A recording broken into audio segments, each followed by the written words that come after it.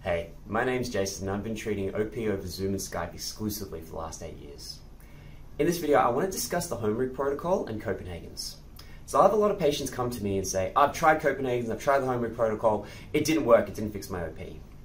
And there's this really phenomenon of throwing the baby out with the bathwater when it comes to this condition, in that just because they've tried it before, it means it will never work again and it's a waste of time, they shouldn't bother. For me, Copenhagens are actually an important part of my program, but they're one of the last stages. And what I would say is that people tend to look at OP like this simple thing. Well, I'll just do Copenhagens, that'll fix all the problems with OP. OP involves multiple chains across the entirety of your body.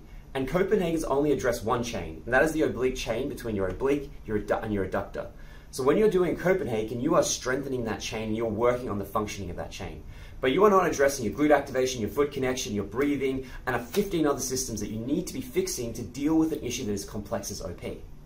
The other thing is that study that they performed, they did it with professional soccer players who had an army of physiotherapists watching over them. So those physios adjusted their position, they changed things, they did a bunch of extra things to make that study work. Additionally, when you do a study, you tend to cherry pick your participants to make sure you get the results you want. Now, that's not to say the study is invalid, but it's just to kind of say it's not representative of the kind of conditions that you'll be in when you're performing your rehab. So what I'd encourage you to think is, firstly, Copenhagens are a tool, they are not the solution.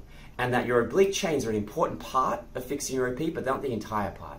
And more importantly is that if you don't build up to doing Copenhagen, so if you don't do basic oblique chain work like bird dogs, and don't build that into more advanced rotational exercises that eventually turn into Copenhagens, you'll have a situation where either you'll just overstrengthen the adductor or the oblique, which won't help the problem, might make it worse. You might actually feel pain and discomfort when you're doing the Copenhagens because you might overload the pubic symphysis because that's where the oblique chain crosses. Or worse, you might just think that it doesn't work and you won't do it again. When in reality, it's probably just a piece of your solution, not the entire solution.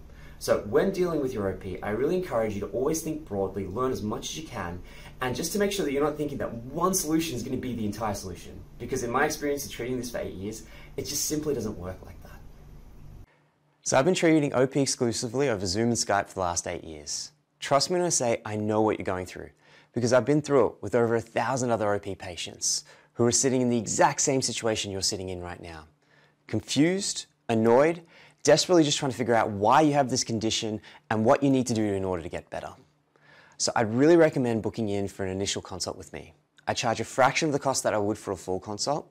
I'll assess you, I'll look at your movement patterns, I'll give you a good idea as to why you have this condition and some of the broad steps that you'd be taking with me if you're going to get better from it. And so even if you decide that I'm not the therapist that you want to go with, you'll be armed with the kind of information to make better decisions about the type of therapies and the type of therapists that you'd want to engage with in order to make sure you get better permanently.